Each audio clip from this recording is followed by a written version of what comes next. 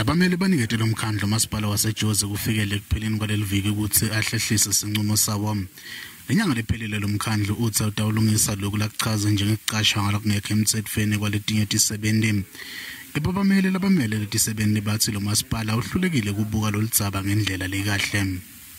The notice of the conversion appears to be a fait accompli and with effect from a date that was not stipulated in the notice, and appears further in the city's directive that was issued on the 9th of March 2022 that our clients will no longer be permanent employees of the city.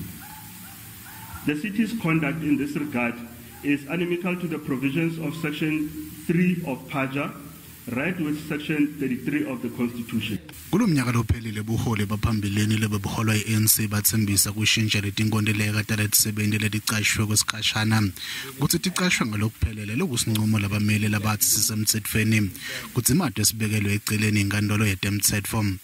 Kepha ngekusho kwalo masipala letinkontileka tetisebenti letisesephansi ngokwemsebenti litawuphela ekupheleni kwamabasa. The further incongruity is that our clients were given only 48 hours to respond to the city's notice.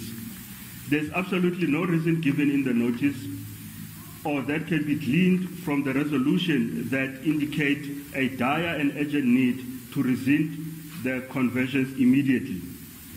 Yinyonyana beyihlose kubhikisha kulwisana nekulahleka kwemsebenzi kepha ikumisile lokho.